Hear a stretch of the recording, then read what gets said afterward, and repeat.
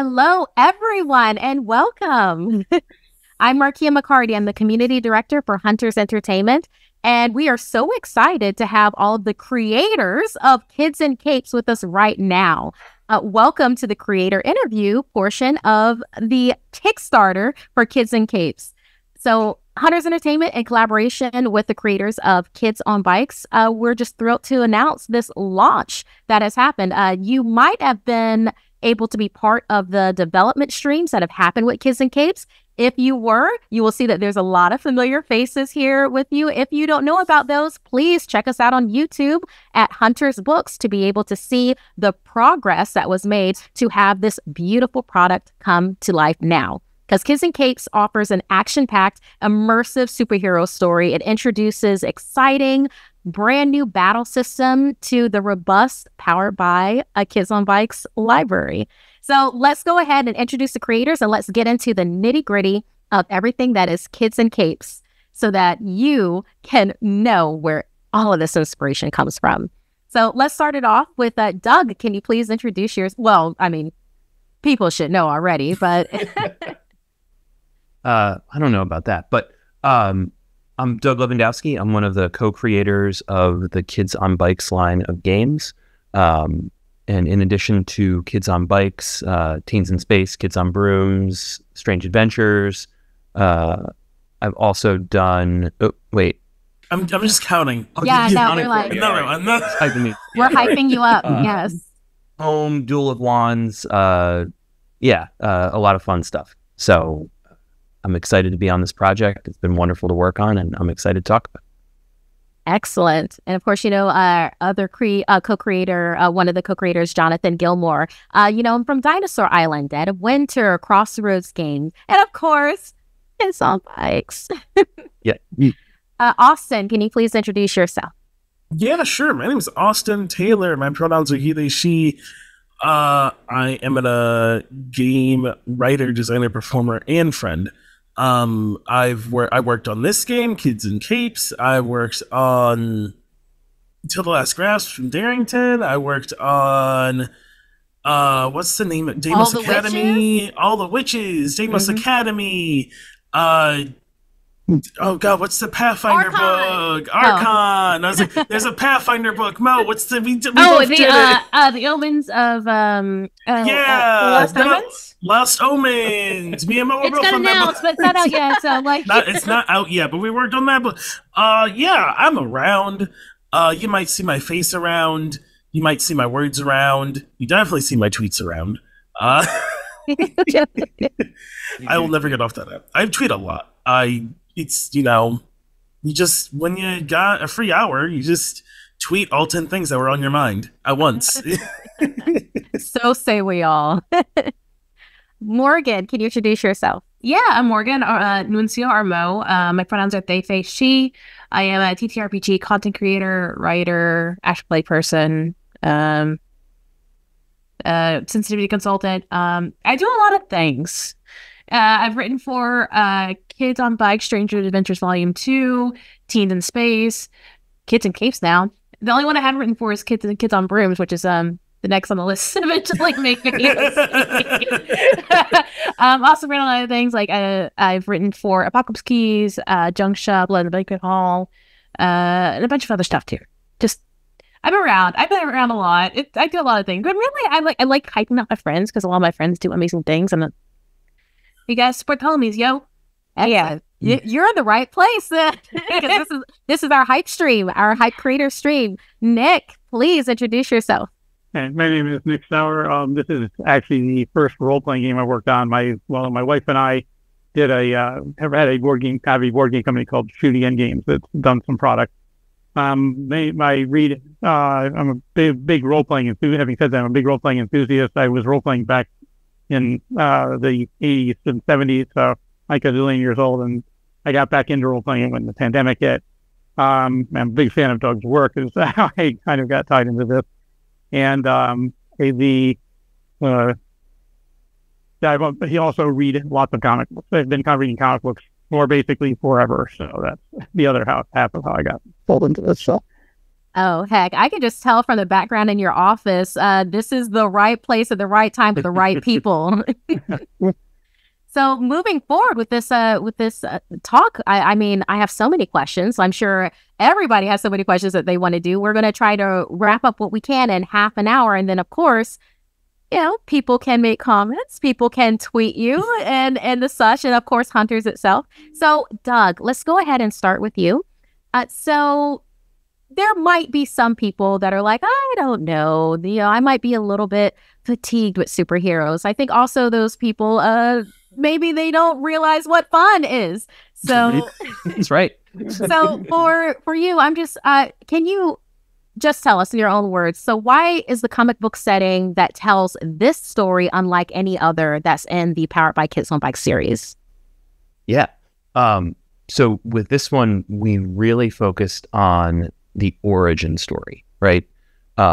This is all about how the kids get their powers, become a team, and this has that as an end goal, right? When you are cohesive as a team, when you all learn to work together, when you've mastered your powers and your place on the team, that's the game, right?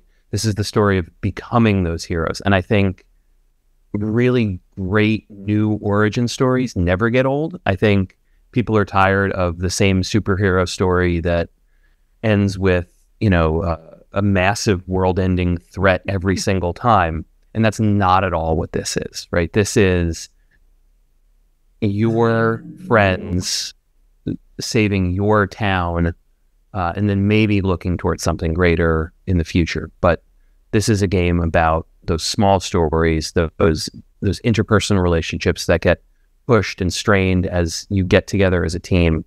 And I don't know of anything else out there that does this, right? I spent a long time having people say, you should do a superhero one of these, and saying like, yeah, but like this game exists and this game exists and this game exists and they're great, so no. But when we came around to thinking about it as just the origin story, that's when I said, okay, this is something different. This is worth spending a couple years working. So, and I love the importance of that, because we can be too hurried in our stories, where we're always worried about the destination and we're not paying attention to the journey. And literally, it is that slow burn of we want, and pardon me for utilizing these characters, but we want to see Peter Parker. We want to see him fall. We want to see him grow. We want to see the science nerd and the snark and everything before we ever see him bitten by the spider, before he ever becomes Spider-Man. We have to have that humanity, that humility, either that disassociation or connection with community. If anything, I feel like with this product, this game that y'all have created together, is that because that destination is a super powered one, you can have all this beautiful story building that happens before you even get there. Yeah, and I think, you mentioned superhero fatigue. I think that's that rush, right? That if we don't care about the characters, then we get tired of them. But we'll watch, God, how many seasons of a TV show if we care about the characters, right? And I think that's what this game is all about. It's about the characters more than the superpowers, but superpowers are pretty important. Yeah, talking about that, superpowers are pretty important, are pretty really cool. So, Austin, I'm going to toss this over to you.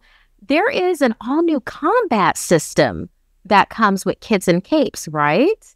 Yeah, there is. I would love to know more about that. I would love to talk more about it.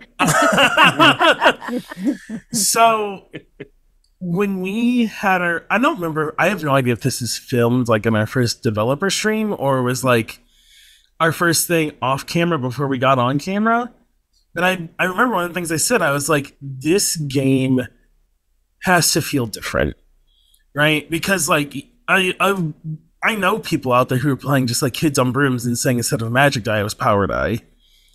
And I was like, we have to do something different, because like I feel like the Kids on Bike system is like really cool narrative system that to me has a little bit more crunch than other narrative-based games, because there's a lot of narrative-based games out there. Definitely. And Kids on Bikes, like, it's not like, you know, oh, you need to like roll your stats every time you level up or something or anything like that, but it is like more than you roll this d6 for the entirety of the year you play this campaign. And I enjoy that. And I was like, I feel like we could give it a little bit, just a little bit more crunch, just a little bit more. And I was like, let's fight. We should fight. We should make fighting. Because to me, I think there's like everything you and Doug just talked about superheroes is so important and very true. But a little bit of a superheroes is like, I do want to kick a bad guy through a wall and feel it in the mechanics that I did that, or feel the mechanics when like the bad guy shows up and like throws a building on me in the mechanics. And so that's what I think was important with this combat system. Nice. Okay. So, I mean, I also like to, I'm a sneaky type. I'm a, you know, I'm a prince-based magic user. That's literally how I think about myself when I build my characters. What I would love Prince that, though. do? I love that so much. UPD. Yeah. So, but with that, having this combat system, I'm going to be able to have my moves, have my style, and have my power at the same time. Yeah. So, and I was gonna say, I think something that's cool too is like the combat. Like, you want to be a sneaky character. Like, it isn't like you'll be like excluded from combat, because the way, one of the things like with the combat system, how it works is like every round of combat, everybody gets stress. Just from like, because you're in a stressful situation. So you could be like, I don't know, on the rooftop above, like, yeah, I keep distracted, I'm gonna like sneak into the hideout. You're still in a stressful situation. And so the idea of like, if a combat situation starts, which people have to agree on, and you want to sneak off, like you're still in this fight, you know, like, I could get caught. This bad guy's way stronger than us. My friends are down there getting like thrown around like ragdolls. Like it's just like this idea of like being in a fight, especially if you are anywhere from child to teenager, and maybe you don't know how to fight. Yeah. It is a thing where like superheroes just suddenly know how to fight when they get powers, which is fine. They like know how to fight, and they know how to handle being in a fight. And let me tell you, you right here, look at me. If you've never been in a fight, I'm letting you know right now, it is not as easy as it looks.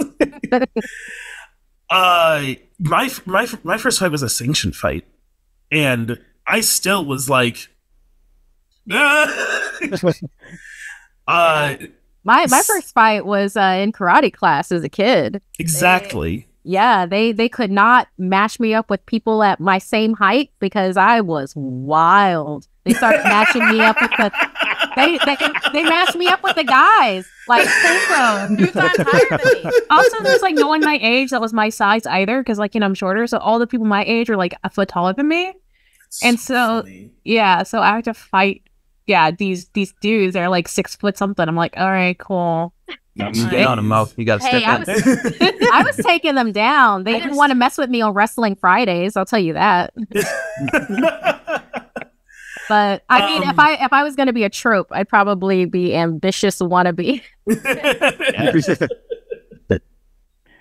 But Morgan, I know that we have a number of fun tropes that are going to be introduced in Kids and Capes. Of course, utilizing the ones that we already know about. Oh yeah. So can you speak more on tropes? It feels like you were kind of excited about it. Yeah, I mean, because if y'all don't know me, I love like collaborative like role building and character creation. So Session Zero is where it has all this.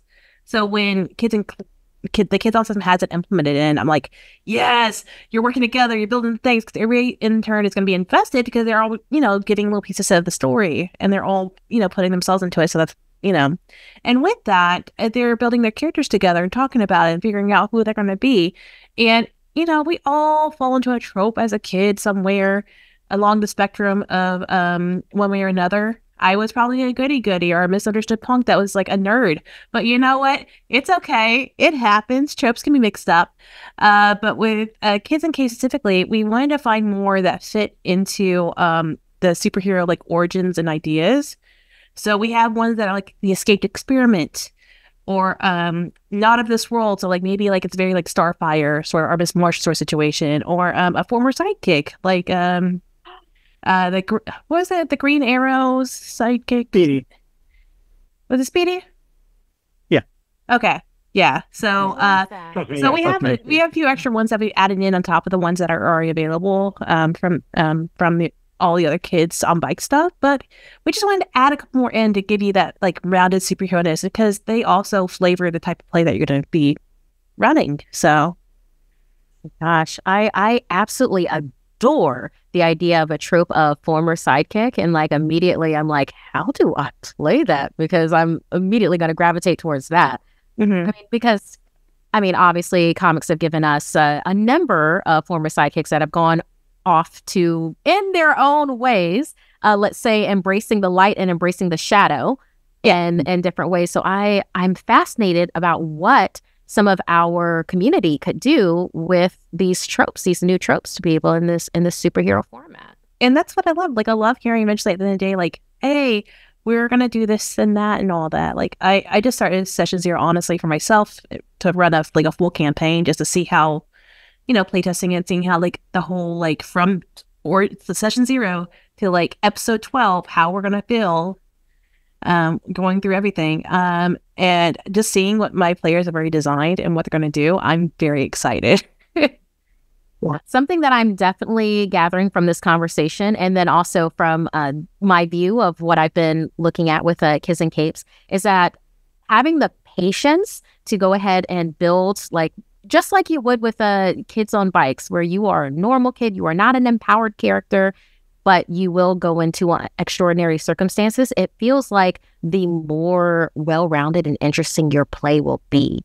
That's what I'm gathering from this. Mm-hmm. Yeah, because you know, all of them are kids, all of them are peoples from the get-go. Like Superman wasn't Superman; he was, you know, what's the guy's name? What's No, it's fine. It's fine. The symbol on his chest means hope.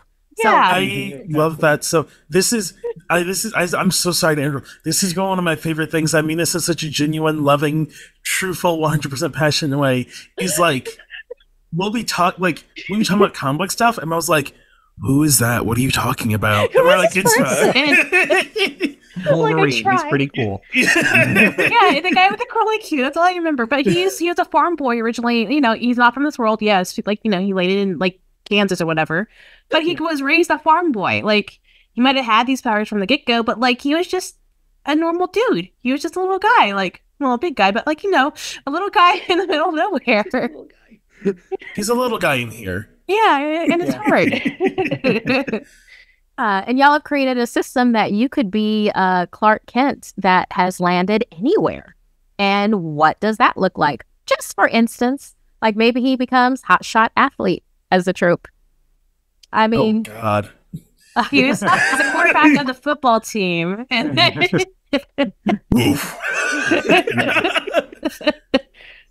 yeah, but yeah. Go ahead, sorry. No, of course. No, I want to spend a whole lot of time, but we also want people to be able to, like, at this point, since this will be living on the Kickstarter page, we also want them to scrolling the campaign and checking out different things. One of the things that I'm very excited about that you are bringing within Kids and Capes, because like with the Kids on Bikes, you have the actual bikes that have personality. Well, my bike had personality. I'm shocked. Yes, my bike wasn't. I know, right? How would I have a sentient bike? You know. So, but like in Kids on Bike Second Edition, where each bike and even your accoutrement on your bike would then give you particular powers when you were riding it. So with Kids and Capes, what I hear is that the capes mean particular things, and the powers that are attached to the capes do as well. And we've got capes like, oh, we have a number of them. Nick, Can you shed some light on this for us for the capes and also the powers that we'll discover in Kids and Capes? Okay, well, yeah. First of all, what I'm about to describe, I want to make one thing really clear. This was really a group effort. When I wrote the section for the powers and capes, it really was just condensing all the stuff that literally everyone here contributed, and it was like all over the place, which is fine. I don't want to sound like a criticism, but it really, everything in that comes, I can literally point to each individual probably and say, oh, that was from Austin, that was from Mo, that was from Doug. So it was really just sort of putting that all together to this unified system. To answer your question specifically, the capes are what your function is on the team. If you look at like the X-Men and the new Teen Titans, I should say, and even people like Alpha Flight, there's sort of standard roles that people have on teams. Marvel really was big on having sort of like that thing. And so that's what your cape is. Your cape is your role on the team, and there is the tactician, who is your Robin/Nightwing character, right? And you have this there's the brawler. Brawler, that's right. The brawler is the melee character. The tank is basically a damage sponge. The guardian protects teams, teammates, and as well as themselves, and can help out. Shooter is a brawler with ranged attacks, and then there's the cryptic, which was the one that should I tell the story of how that shook out, Doug, or not? It's just Go for it. Yeah. That sort of landed out of nowhere. We originally only had the 5 capes, and in the process of one of the things the capes have is there's certain attributes that are tied to them. And in doing that, we went back and forth between 2 and 3. We went back to 3, each one having 3 sort of attributes tied to it. And in the process of looking at that, because my brain is super math oriented, I pointed out to Doug, I said, hey, it's really interesting that like if you look at the sets of 3 and the other sets of 3, they're sort of opposite to each other, which has made sense. For a system, it's a narrative system, it ironically simulated quite well how it works in comic books. You had, these 2 opposite things, but then the shooter didn't have an opposite. And it was like, should he put something in? And I'm like, well, this is my first time doing something like this. I have no idea if this is a good idea. But it turns out what came out of it was the cryptic, which is the 6th one, which is sort of a Raven type character, but it was actually had been folded into the Guardian. It was sort of like this thing where we didn't really notice it until you looked at the actual way they were built. And I think that's a real strength of the system that, a system that most people would just assume was a purely narrative system. The simulation base did actually create that trope that we had completely sort of merged with another trope we shouldn't have. So I was pretty impressed with that. The powers themselves are amazing. Unlike Powerless, which is what gets standard in most role-playing games I've played, I was a big champion player back in the day. And what's really nice about this is that powers is the open-endedness of the system. You can literally build any power with this game that you want. There's literally no limit. And that's it's a sort of a narrative construction process between the player and the game master. But it's sort of like types of powers that we've sort of recommended, but you could literally just go completely outside of that too if you want to. I really enjoy how you have the powers. Well, and I say you as in all of you have the powers that they are strict guidelines. They're sources of inspiration. So, some of the ones that you have is like companions, where you are linked to a companion. One of the examples of a companion is a tiny fire-breathing dragon appears from the wreckage of a crash in the sky and won't leave your side. I'm like, yes, choice. But I also like that you have energy control, obviously. Who doesn't want to be an energy bender? I'm not, that's not copyrighted. There isn't an energy bender, so... And then also body control, travel power. Y'all have really covered some beautiful cornerstones of powers. The same kind of power set that when you're sitting on a stoop or you're like hanging out with friends at a, game hall. And it isn't, oh, what power do you want? Teleportation? It's like, no. Energy control. Like, I want to be Spectrum. for instance. So one of the really great things that we have touched on is how with the journey that happens with Kids and Capes, with you building your characters, with your team, with your superhero team. Can we talk a little bit about how is your focus on the choices of how those superpowered characters, the effect that happens in their everyday lives? Yeah, I can jump in. Okay. Yeah, and I think that's part of why we are so insistent on people spending some time unpowered before, right? Because you have to know this character before they start to shift into who they're going to become, right? But that helps, I think, people understand, oh, well, this is how this would change my character's perspective here, right? My character is the kid who's in too many clubs and too many APs and is always working too hard. And now he's got speed powers. Surely this must be better, right? Right. He's doing AP Chem and AP Physics now. And then how that could spiral out. Or do I go, do I lean into well, now he has all this time to do all this stuff. Now he can actually have hobbies. What's going to happen when he suddenly has free time, right? Mm-hmm. And so all those ways that just knowing your character before the weird stuff starts, right? To be able to say, oh, so here's how it would get weird. Yeah. I also think another thing I think about too is so the stress that I talk about from combat, we have a thing GMs, you can give them GM, you can give them stress for anything. They didn't study for math. They chose not to study. Interesting. Stress in the next scene when you take your math test. You don't have enough time for chem and physics. Ooh, interesting. Stress. So I think that's I'm a big person where I like to play games. And so when you have a narrative focused game that can have mechanics that inform the narrative, I love that, right? I want to yes, give me 2 stress points because I don't know, I was late getting home because the bank got robbed and I was walking by and I was okay, I guess I gotta. Please do give me 2 stress points because my mom is where were you? Even you just saying that gave me.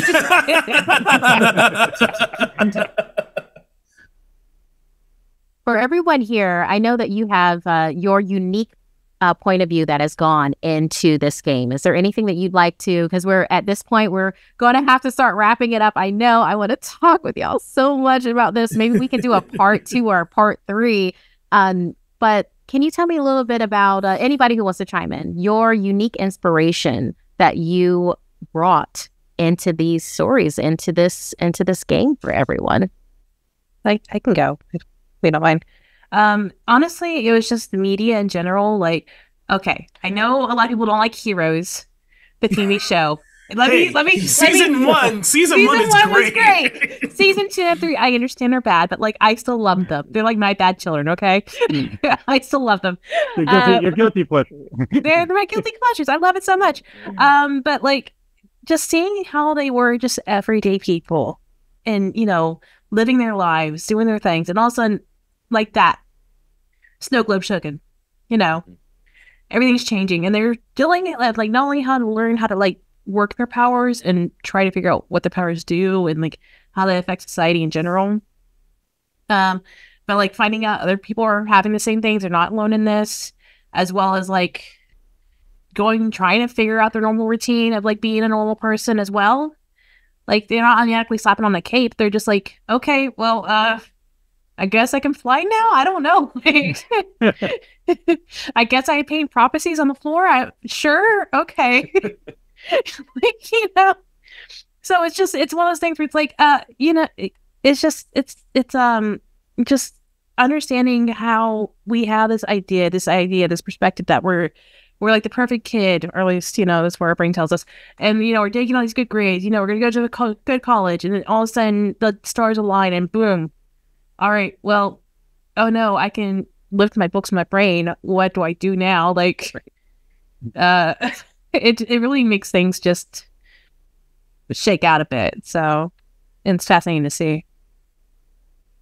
Would definitely show a different side of yourself, like what your natural inclination is now that you have these powers in a setting that you are used to, that we've already done, where we've grown up in like a middle school or a high school. My biggest influence, and I know I said this on the stream a ton, but when we started this, when we first started writing, I had just finished playing the Avengers, Marvel the Avengers video game, the main campaign, and I was like, that was, I think, one of the best origin stories I've consumed ever. And like any TV show, comic, cartoon, etc., Young Justice is also up there, and I was like watching that when we first started working on it too, and I was just like, I want to be part of helping provide structure. Is that the word I'm looking for? Structure to do that, to tell that story. Because I was just like, it's in, the whole idea is being focused on origin story. I was like, this is gonna be so cool when we're done to be able to give people structure for that at like in like a collaborative way, right? Like, you can watch Young Justice with people. It is a cartoon. You technically can play Marvel's The Avengers with people. It's not great. But like, I don't know. My day job is in therapy, and sometimes I say, like, I don't know if game designers know what they're making when they make tabletop games, and like how powerful it can be. And I'm so excited for people to get to like tell stories with this game that we made, because it's pretty dang cool. I don't know if I could swear I saved it. Hey, Kids on Bikes rated. So wholesome. And I feel like one of the things that was so important to me, and this I think just came out naturally because I think it was important to everybody, was keeping it grounded, right? Like, I grew up reading X-Men comics, like loved X-Men. And then eventually I realized like there's nothing matters, right? Like, everything's just, anything that happens is going to get undone. Anything that dies is going to come back to life. And all those stories, I love them when they're down to earth, right? Wilson's run on Ms. Marvel was great in that way. And I just am so into stories that are here, but then when they start going all the way out, that's when I think it loses a lot of people, myself included. And so that was the perspective that I brought to it, but like not in a super vocal way, because I think we were all on the same page with it. That this had to be a story about kids with powers, not powers. Or just another superhero game. Yeah. Right. It's not a story about superheroes. It's a story about people learning to be superheroes and being pretty bad at it at first, right? Like, that's fun. Oh, I'm so excited. I can't wait to see these streams that people are going to be doing. We will be doing our own stream for Hunters Entertainment, that we will be running a short adventure that I'm very much looking forward to having us do that for this Kickstarter. Everybody out there, please stay tuned with that. We also have a number of channels that will also be running their own versions of Kids and Capes, to be able to see the breadth of what you could do here. I'm so excited to see what everybody's origin story looks like, because all of them are going to be different as everybody that we have here, as different as all these creators that have put so much work and development into this beautiful game that I already have everything that y'all I already own everything that y'all worked on, and I'm gonna own this too. So everybody out there, so Kids and Capes is exclusively on Kickstarter. That is where it is funding. It is going to be a 3-week campaign for it. Please go ahead and share and get the word around that Powered by Kids on Bikes is now Kids and Capes. This is brought to you in a collaboration of Hunters Entertainment and also Powered by Kids and Capes. I'm sorry, Powered by Kids and Bikes. I just have Kids and Capes on the mind now. It's just there because I'm telling you. So everyone out there, your origin story begins now.